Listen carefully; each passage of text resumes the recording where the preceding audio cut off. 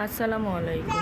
আজকে এত পরিমাণে মন খারাপ আর এত পরিমাণে কষ্ট লাগতেছে যেটা বলে বোঝানোর মতো না।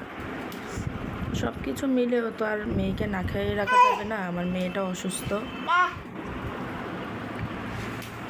সারামণি আজকে দুপুরে খেতে চাইছিল পোলাও আর চিকেন কষা। সারামণির জন্য আমি আজকে দুপুরে পোলাও আর চিকেন কষা করেছি, যেহেতু মেয়েটা অসুস্থ। মেয়েটার অনেক জ্বর, ঠান্ডা, কিছু করার নেই আর কি। আরিশমণি ধরে না, আরিশ।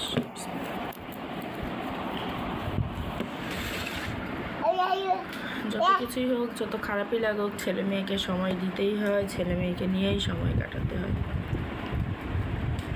আমার জন্য আমি একা, আসলে আমার জন্য কেউ নেই, কেউ না।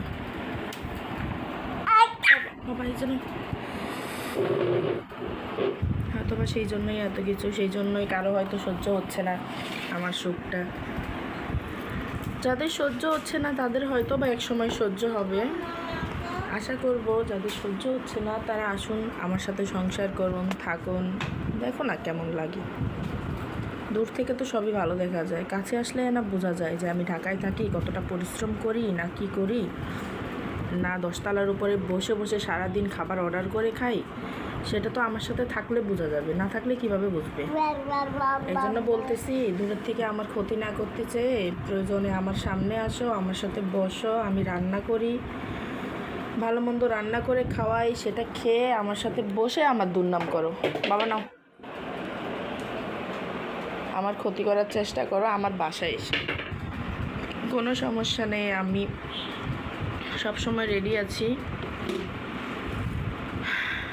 আমি সইলেও যাতে আল্লাহ না সয়, আল্লাহর কাছে এতটুকুই চাওয়া যে যারা আমার ক্ষতি করছে আল্লাহ যাতে তাদের ওইভাবেই বুঝিয়ে দেয়।